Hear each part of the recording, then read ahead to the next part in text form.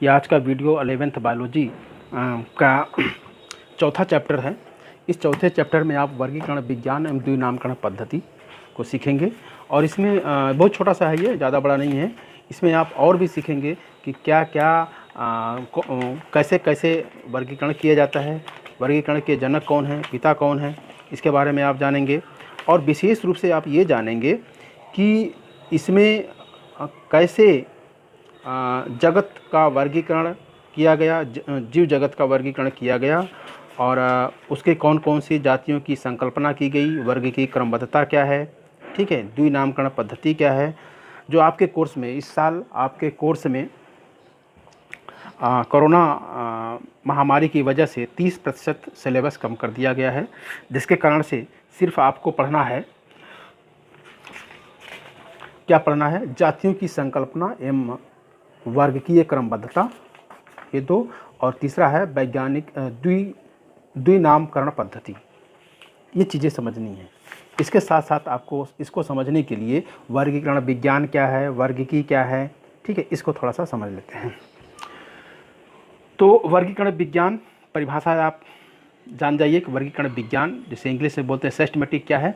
सभी जीव जातियों को विशिष्ट नाम देना तथा विशेष नियमों के अनुसार ही किसी जाति का वर्गीकरण करना, अर्थात जीव जगत में उनका स्थान निर्धारित करना, इसको क्लैडिस्टिक्स या सिस्टमेटिक्स या वर्गीकरण पद्धति कहते हैं, के अंतर्गत आता है। सिस्टमेटिक्स का अर्थ है जीवों की नियमित व्यवस्था।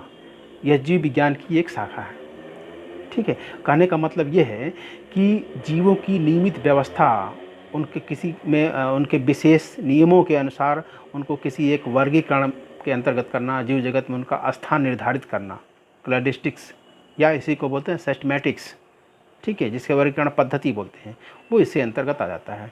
अब वर्गीकी क्या है, टैक्सोनॉमी, संरचनात्मक, क्रियात्मक तथा जैव रासायनिक समानताओं एवं असमानताओं के आधार पर जीव जातियों को छोटे बड़े समूहों में बांटना उनका वर्गीकरण कहलाता है, ठीक है। इसके अध्ययन की शाखा को वर्गीकी, टैक्सोनॉमी कहते हैं। वर्गीकरण सिस्टमेटिक्स का एक महत्वपूर्ण भाग होता है। वर्गीकरण जो होता है सिस्टमेटिक का एक महत्वपूर्ण भाग होता है।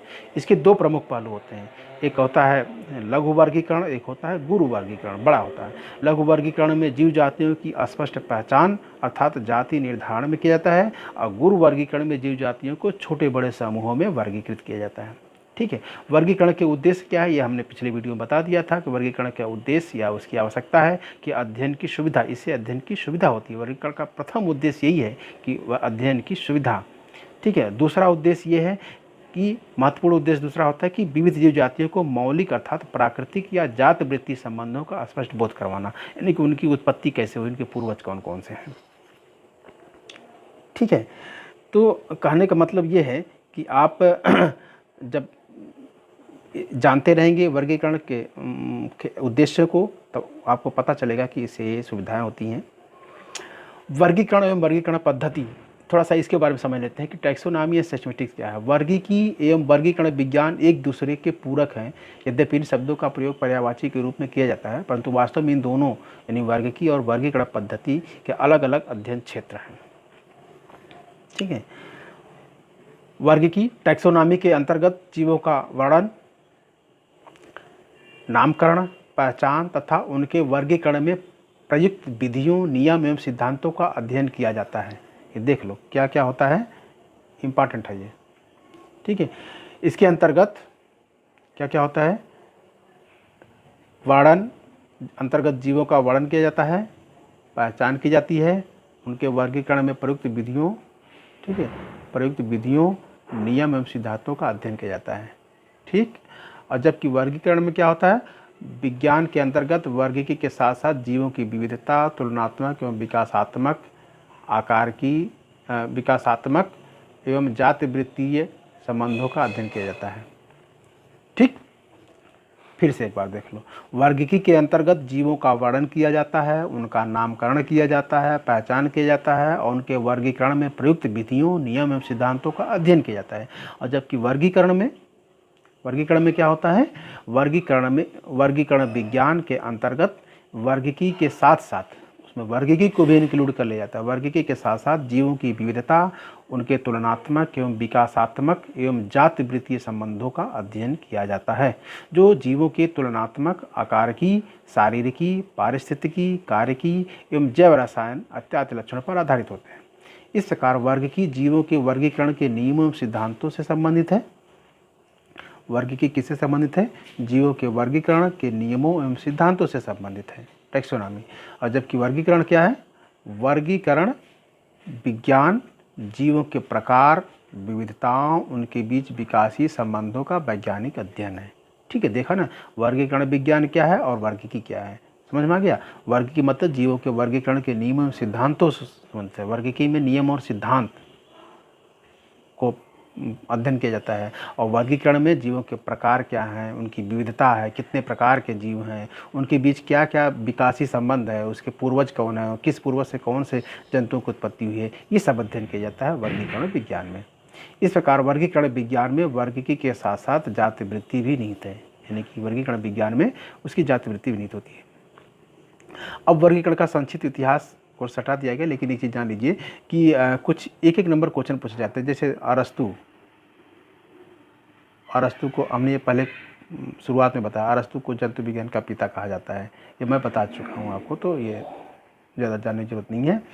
अब यहाँ पे उन्होंने अध्ययन किया था कि एनाइमा जो जंतु लाल रुधिर नहीं होता, ठीक है, ये अरस्तु का है, उन्होंने अध्ययन किया था।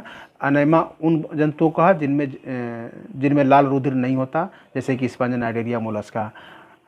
इनैमा और एनाइमा है, इनैमा जिनमें जंतु लाल रुधिर होता है, जिन जंतुओं में लाल रुधिर होता है उसको इनैमा, जिनमें लाल रुधिर नहीं होता उसको एनाइमा। जरायुज जानते रहो, बच्चे देने वाले जरायुज, जैसे मनुष्य है, पशु है, अन्य स्तनधारी जरायुज होते हैं। अंडयुज जो अंडे देने वाले, अंडयुज को अंडे देने वाले को अंडयुज, और जरायुज जो विविपैरी उसे बोलते हैं बच्चे पैदा करने वाले। तो अंडयुज में मछलियाँ, उभयचर, सांप और सरीसृप और पक्षी भी। ठीक है, तो ये सब चीज़ें हैं इसमें। और एक चीज़ें हैं, उसके बाद कैरोलस लिनियस जानरे ने जीवजाति, ये जानरे वैज्ञानिक, इन्होंने जीवजाति की परिभाषा दिया था। ठीक, ये एक नंबर क्वेश्चन पूछा जाता है, इसलिए बता दे रहा हूँ। कैरोलस लिनियस की पुस्तक थी सिस्टमा नेचुरी। ठीक है, और इन्होंने जीव जातियों के नामकरण हेतु एक द्विपद नाम पद्धति भी बनाई थी। कौन बनाया था? कैरोलस लिनियस ने द्विपद नामकरण की पद्धति कैरोलस लिनियस ने बनाई थी, इसीलिए इन्हें आधुनिक वर्गीकरण का पिता कहा जाता है।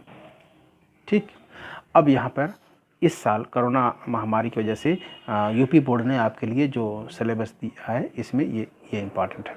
जातियों की संकल्पना एवं वर्ग की क्रमबद्धता। जाति वर्गीकरण की सबसे छोटी मूल इकाई होती है। इम्पॉर्टेंट लाइन, जाति क्या है? वर्गीकरण की सबसे छोटी और मूल इकाई होती है, अतः जातियों की स्पष्ट पहचान एवं परिभाषा एक शुद्ध प्राकृतिक वर्गीकरण प्रणाली की सबसे महत्वपूर्ण एवं प्रथम आवश्यकता होती है। इसीलिए इसे लघु वर्गीकरण कहा गया। जानरे ने विभिन्न जातियों की पहचान संतानोत्पत्ति के आधार पर की थी। उन्होंने कहा था कि वे सब जंतु जिनकी उत्पत्ति एक ही प्रकार के जनक से हुई है, एक ही जाति के सदस्य होते हैं। लिनियस तथा कुछ वैज्ञानिकों ने जातियों का निर्धारण केवल संरचना के आधार पर किया। मेयर ने कहा प्राकृतिक दशाओं में परस्पर लैंगिक जनन, अंतरा प्रजनन द्वारा अपनी ही जैसी जननक्षम फर्टाइल संतानें उत्पन्न करने वाले एक ही जाति के सदस्य होते हैं। ये मेयर ने कहा कि जो ऐसी जातियां हैं जो अपने जैसे जातियों के साथ में अगर प्रजनन प्रक्रिया संपन्न कर लेते हैं, लैंगिक जनन कर लेते हैं, अंतरा प्रजनन मतलब इंटरब्रीडिंग, एक दूसरे के सदस्यों के बीच में कर लेते हैं, तो और उनकी जो संतानें होती हैं वो फर्टाइल यानी कि संतान उत्पन्न करने वाली में सक्षम होती हैं, तो वो एक ही जाति के सदस्य होते हैं। ठीक है, तो अनेक जंतुओं में लैंगिक जनन ही नहीं होता, कुछ में एक ही जाति के सदस्य बहुरूपी पॉलीमॉर्फिक होते हैं, जैसे मधुमक्खी में नर, रानी तथा श्रमिक। ड्रासोफिला मक्खी की भी कई जातियों की संरचना लगभग समान होती है। अतः वैज्ञानिक इस निष्कर्ष पर पहुँचे कि जाति निर्धारण में एक ही नहीं वरन संरचना, भौगोलिक वितरण, कार्य की स्वभाव, विकास आदि की कई कसौटियों से काम लेना चाहिए। आधुनिक वैज्ञानिक स्वभाव एवं व्यवहार को अधिक महत्व देते हैं। कुछ मछलियों में नर तथा मादा को रिझाने के लिए प्रस्तुत नाच तथा झींगरों में नर द्वारा मादा को मैथुन के बुलाने के लिए हेतु प्रस्तुत ध्वनियों के आधार पर जातियों के निर्धारण की सफल चेष्टा की गई। अब जाति निर्धारण में आधुनिक वैज्ञानिक जैव रासायनिक विधियों पर बल देने लगे। किसी एक जाति के सदस्यों के अधिकांश आनुवंशिक लक्षण समान होते हैं। अब क्योंकि आनुवंशिक लक्षणों को डीएनए के जीन्स पीढ़ी दर पीढ़ी ले जाते हैं, एक ही जात के सदस्यों के गुणसूत्र डीएनए और जीन्स भी लगभग समान होंगे। फिर क्योंकि डीएनए से आरएनए का लिप्यंतरण ट्रांसक्रिप्शन होता है तथा आरएनए शरीर की प्रोटीन के संश्लेषण का नियंत्रण करता है। एक जाति के सदस्यों में प्रोटीन लगभग समान परंतु विभिन्न जातियों में कम या अधिक भिन्न होनी चाहिए। वास्तव में ही रंगा पदार्थों, रुधिर में हीमोग्लोबिन आदि की प्रोटीन में वैज्ञानिकों ने विभिन्न जातियों के बीच स्पष्ट भेद पाया। आधुनिक विचारधारा के अनुसार किसी जीव जाति के निम्नलिखित लक्षण होते हैं। क्या लक्षण होते हैं, ये इंपॉर्टेंट है। लक्षण ये होते हैं कि इसमें परस्पर अंतरा प्रजनन इंटरब्रीडिंग करने वाले जंतुओं की एक या एक से अधिक आबादियां होती हैं। अंतरा प्रजनन इंटरब्रीडिंग, इसमें अंतरा प्रजनन मतलब एक सदस्य के बीच में जो प्रजनन जनन की क्रियाएं होती हैं। इंटरब्रीडिंग दो सदस्यों के बीच में, एक सदस्य के बीच में, दो सदस्यों के बीच में, एक ही जाति के, तो उससे क्या होता है, जंतु की एक या एक से अधिक आबादियां होती हैं विभिन्न विभिन्न प्रकार की। ठीक, दूसरा क्या है, जाति की सारी आबादियों का एक जीन समूह होता है। पूरी अगर मानव जाति है तो उसकी पूरी जाति का एक ही जीन समूह होता है जिसमें कि जीन्स का स्वतंत्र अभिव्यूहन होता रहता है। स्वतंत्र अभिव्यूहन मतलब कुछ लक्षण एक संतान में आ गया, फिर उसके अगले संतान में वो अलग हो जाएंगे, फिर दूसरे में जाके किसी दूसरे से जुड़ जाएंगे, इसी को बोलते हैं स्वतंत्र अभिव्यूहन, इंडिपेंडेंट असॉर्टमेंट, मेंडल्स के लॉ के अनुसार। तीसरा क्या है, इसकी प्रत्येक आबादी में वातावरणीय दशाओं के अनुसार अनुकूलन और प्राकृतिक चयन की प्रक्रियाएं सदैव चलती रहती हैं। ठीक है, ये जंतु जाति के ये लक्षण हैं, किसी जाति के लक्षण हैं। पहला लक्षण ये था कि इसमें परस्पर अंतर प्रजनन करने वाले जंतुओं की एक या अधिक आबादियां होती हैं। दूसरा है कि जाति की सारी आबादियों का एक जीन समूह होता है जिसमें जीन्स का स्वतंत्र अभिव्यूहन होता रहता है। तीसरा लक्षण ये है जाति का कि इसकी प्रत्येक आबादी में वातावरणीय दशाओं के अनुसार अनुकूलन और प्राकृतिक चयन की प्रक्रियाएं सदैव चलती रहती हैं। नेचुरल सिलेक्शन होता रहता है, जो डार्विन्स का है कि यानी कि नई जातियों की उत्पत्ति होती रहती है, चलती रहती है प्रक्रिया। इस प्रकार इसकी प्रत्येक आबादी में, चौथा क्या है, इसकी प्रत्येक आबादी में उद्विकास इवोल्यूशन द्वारा एक नई जंतु जाति की उत्पत्ति करने की मूल क्षमता बनी रहती है। ठीक है, तो जातियों से ही नई जातियों की उत्पत्ति होती है। अब वर्गीकी के क्रमबद्ध समूह, ये इस बार कोर्स से हटा दिया गया है, लेकिन फिर भी थोड़ा सा आप जान जाइए कि जैसे लिनियस ने जो शुरुआत में वर्गीकरण के समूह बनाए थे वो थोड़ा सा मतलब कि अप्राकृतिक थे, मतलब मिलती जुलती जंतु जातियों के लिए श्रेणियाँ उन्होंने बनाई। सारी श्रेणियों को उन्होंने केवल 6 वर्गों में मुख्यतः संरचनात्मक लक्षणों के आधार पर किया था। अप्राकृतिक वर्गीकरण प्रस्तुत किया था संरचनात्मक लक्षण के आधार पर। ये कौन कौन से वर्ग लिनियस ने बनाया था, मैमेलिया बनाया था, स्तनधारी को एवीज बनाया था, पक्षी उड़ने वाले एम्फीबिया उभयचर, पीसेस मत्स्य वर्ग, इंसेक्टा कीड़े मकोड़े और वर्मिस कीड़े कीट पतंग। इंसेक्टा मतलब कीट पतंग, वर्मिस मतलब कीड़ा। ये 6 वर्ग उन्होंने बनाया था और बाद में धीरे धीरे इसमें बहुत सुधार हुए जिनके फलस्वरूप जंतुओं के वर्गीकरण के 7 प्रमुख क्रमबद्ध समूह की अलग निम्नलिखित नाम और श्रेणियाँ को मान्यता मिल गई और बाद में लिनियस ने भी इन समूहों को अपनाया। ये कौन कौन थे, सबसे पहले नीचे सबसे छोटी इकाई जाति या प्रजाति, इसी को इंग्लिश में स्पीसीज बोलते हैं। इससे ऊपर यानी कई जातियों के समूह को वंश कहते हैं, जिसे जीनस इंग्लिश में कहते हैं। कई वंश मिलकर के एक कुल, एक कुटुंब, फैमिली का निर्माण करते हैं और कई कुटुंब या कुल मिलकर के एक गण का निर्माण करते हैं, यह उससे बड़ा है, और कई गण आर्डर मिलकर के एक वर्ग का निर्माण करते हैं। ठीक है, इस तरह से कई वर्ग मिलकर के एक समुदाय या संघ फाइनल का निर्माण करते हैं और कई फाइलम मिलकर के एक जगत किंगडम का निर्माण करते हैं और कई किंगडम मिलकर के एक डोमेन का निर्माण करते हैं। देखिए ये यहाँ पर ये दिखाया गया है, देख रहे हैं ना, ये डोमेन इस तरह से नीचे से देखिए ये स्पीसीज से जीनस, जीनस से फैमिली, फैमिली से आर्डर, आर्डर से क्लास, क्लास से फाइलम और फाइलम से किंगडम और किंगडम से डोमेन। ये ठीक है, इसमें दिखाया गया है। जीनस क्या है, स्पीसीज क्या है, a group of organism capable of interbreeding to produce fertile offspring. ठीक, और जीनस क्या है, a group of similar and closely related species होता है। ए ग्रुप ऑफ, हमने बताया कि स्पीसीज छोटी इकाई है, कई समूहों का स्पीसीज जीनस बनाता है, कई जीनस मिलकर के फैमिली बनाते हैं, कई फैमिली मिलकर के आर्डर बनाते हैं, कई आर्डर मिलकर के क्लास बनाते हैं, कई क्लास सिमिलर क्लास एक जैसे मिलते जुलते क्लास फाइलम बनाते हैं, और कई फाइलम मिलकर के किंगडम बनते हैं, और किंगडम फिर डोमेन सबसे बड़ा। इस समूह के क्रम के अनुसार मिलती जुलती जातियाँ एक श्रेणी में मिलती जुलती श्रेणियों या कुटुंब में मिलते जुलते, इस तरह से हमने आपको बता दिया, इस तरह से बनते हैं। और जो डोमेन होता है वास्तव में इन समान जगतों के समूह है। डोमेन सहित अन्य श्रेणियों का आरोही क्रम में, ये फिगर में आपने बता दिया। जातियों का नामकरण, जातियों का जो नामकरण है, इसमें देखिए जैसे कि किसी भी जंतु का नाम देसी नाम के आधार पर होता है। जैसे गौरैया है, हमारे भारत में उदाहरण घरेलू चिड़िया को हम लोग गौरैया कहते हैं। अंग्रेजी में स्पैरो कहते हैं। जर्मन में हास्परलिंग, हॉलैंडवासी मूस, स्पेनवासी गोरियान, जापानी सुजून, पुर्तगाली पार्डल। इस तरह से अलग अलग नाम होते हैं। तो जातियों का जो नामकरण किया गया है कि पूरी विश्व में, पूरी इंटरनेशनल लेवल पर किसी एक जाति का एक ही नाम हो। इंडिया में जो बोला जाए वही इंग्लैंड में भी नाम हो, वही अमेरिका में भी, जापान में, फ्रांस में भी। ये नामकरण पद्धति दिया, वैज्ञानिक नाम जिसे कहते हैं, वैज्ञानिक नामकरण। और वैज्ञानिक नामकरण जो भी बनता है वो स्पीसीज और जीनस के मिलकर के बनता है। ये देखो, स्पीसीज का शब्द और ये जीनस मिल करके, दोनों शब्द मिल करके वैज्ञानिक नामकरण बनता है।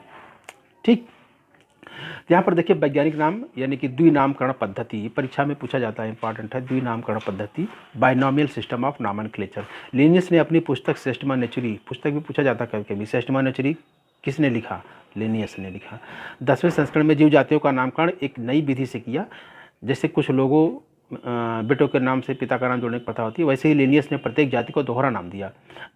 ऐसे नाम में दूसरा पद जाति का तथा पहला उस श्रेणी वंश जीनस का नाम था। ठीक है, पहला जो पद था वो जाति का था। ऐसे नाम में दूसरा पद जाति का तथा पहला उस श्रेणी वंश का होता है। यानी कि पहला वंश का होता है और दूसरा जाति का होता है, जिसमें उन्होंने इस जाति से मिलती जुलती सभी जातियों को सम्मिलित किया। उदाहरण गौरैया को उन्होंने पैसर डोमेस्टिकस कहा। अब ये पैसर डोमेस्टिकस जो वैज्ञानिक नाम है, ये इंडिया में भी बोला जाएगा, इंग्लैंड में भी, अमेरिका में, फ्रांस में, किसी भी देश में विश्व के।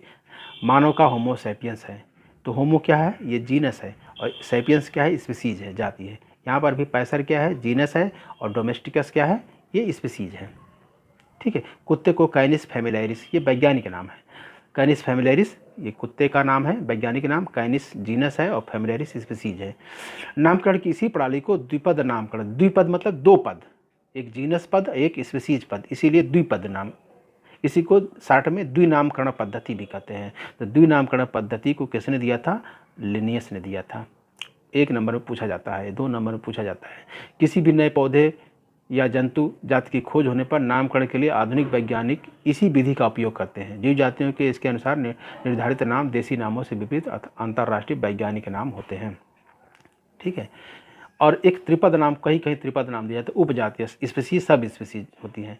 जैसे कुछ में, सब में नहीं, कुछ महत्वपूर्ण असमानताएं होती हैं। कुछ जातियां ऐसी होती हैं जिनके आबादी के बीच में विभिन्न वातावरण में रहने अन्य कारणों से कुछ महत्वपूर्ण असमानता होती हैं, तो इन्हें उपजातियां मान लेते हैं। प्रत्येक उपजाति के लिए एक नया नाम निर्धारित करके इस जाति के नाम के आगे जोड़ दिया जाता है। इसे त्रिपद नाम, ट्राइनोमियल नॉमेनक्लेचर कहते हैं। जैसे कौवे का वैज्ञानिक नाम है कोरवस स्प्लेंडस।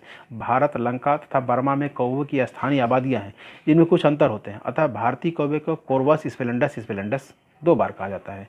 यानी कि ये जो कोरवस है ये जीनस है, ये स्प्लेंडेंस ये जो है स्पीसीज है, और ये स्प्लेंडेंस जो है वो सब स्पीसीज है, उपजाति है। जाति उपजाति, वंश जाति उपजाति मिलकर के ट्राइनोमियल नॉमेनक्लेचर बनता है। ठीक है, ये चीज़ें हो गई। अब नामकरण के अंतर्राष्ट्रीय नियम क्या है? कुछ नियम भी होते हैं, इंपॉर्टेंट है ये इंपॉर्टेंट है, पूछा जाता है इसके नियम क्या क्या हैं। ठीक, तो 1901 में अंतर्राष्ट्रीय जीव विज्ञान कांग्रेस के तत्वाधान में जीव जातियों के नामकरण हेतु लिनियस की द्विपद नाम पद्धति के ही अनुसार कुछ अंतर्राष्ट्रीय नियम को मान्यता देगी, ताकि प्रत्येक जाति का संसार भर में एक ही वैज्ञानिक नाम हो और कोई एक नाम कई जातियों के लिए निर्धारित कर लिया जाए। ये नियम 1961 में संशोधित भी हो गए। इसके अनुसार प्रत्येक जाति के नाम में श्रेणी जीनस का नाम बड़े अक्षर किस में लिखा जाता है? बड़े अक्षर में, कैपिटल में लिखा जाता है, तथा जाति का छोटे अक्षर में, स्मॉल लेटर में। यानी कि जीनस का नाम जो होता है बड़े अक्षर में, कैपिटल में, और जाति का नाम छोटे अक्षर स्मॉल लेटर में लिखा जाता है। परंतु पूरा नाम तिरछे अक्षरों में लिखा जाना चाहिए। यदि किसी एक ही जाति के लिए संसार के विभिन्न वैज्ञानिक विभिन्न नाम रखते हैं तो सबसे पहले नाम को ही मान्यता दी जाती है। सबसे पहले वाले नाम विशेष अंतर्राष्ट्रीय नियम है जिनका पालन करना आवश्यक है। इनको वानस्पतिक नामकरण की अंतर्राष्ट्रीय संहिता international code of botanical nomenclature, जिसे शॉर्ट में ICBN कहते हैं, प्राणी नामकरण की अंतर्राष्ट्रीय संहिता international code of zoological nomenclature, short में ICZN, जीवाणु नामकरण की अंतर्राष्ट्रीय संहिता international code of bacterial nomenclature, ठीक है, विषाणु नामकरण की अंतर्राष्ट्रीय संहिता international code of viral nomenclature के नाम से जाना जाता है। प्राणियों के नामकरण के कुछ प्रमुख सिद्धांत निम्न हैं, ये इंपॉर्टेंट है, तो ये आप नोट बना लीजिएगा, करिएगा। पहला नियम क्या है? लंबे एवं कठिन नामों को नहीं रखना चाहिए। दूसरा क्या है? एक पूर्ण नामित प्राणी को एक श्रेणी या वंश, जीनस तथा एक जातीय नाम दिया जाता है। किसी भी प्राणी का पादप या का वैज्ञानिक नाम लैटिन भाषा में व्युत्पन्न होना चाहिए। चौथा है, सदैव श्रेणी का वंश नाम पहले तथा जाति नाम बाद में होता है। इन्हें सदैव तिरछे अक्षरों में लिखा जाता है। श्रेणी के नाम का पहला अक्षर बड़ा कैपिटल में तथा जाति के नाम का पहला अक्षर छोटा स्मॉल में होना चाहिए। जाति का नाम सदैव इसकी विशेषता को दर्शाता है। जाति का नाम सदैव इसकी विशेषता को दर्शाता है। किन्हीं दो भिन्न प्राणियों के श्रेणी के नाम समान नहीं होने चाहिए। जातीय नाम समान हो सकते हैं। जाति नाम से प्राणी की उसकी संबंधियों से अलग पहचान होनी चाहिए। किसी वैज्ञानिक द्वारा ज्ञात नए प्राणी का वैज्ञानिक नाम उसी दशा में स्वीकार किया जाता है यदि वह अंतर्राष्ट्रीय संहिता का पालन करता है। कभी कभी जंतु वैज्ञानिक नाम में उस जाति के खोजकर्ता का नाम भी जोड़ दिया जाता है, जैसे लिन से अभिप्राय लिनियस से है। ठीक है, तो ये नियम है, सिद्धांत हैं नामकरण करने के, और उम्मीद करते हैं आप समझ गए होंगे। ये सिद्धांत जो है प्राणियों के नामकरण के कुछ प्रमुख सिद्धांत, ये इम्पॉर्टेंट है, ये सबको तैयार होना चाहिए।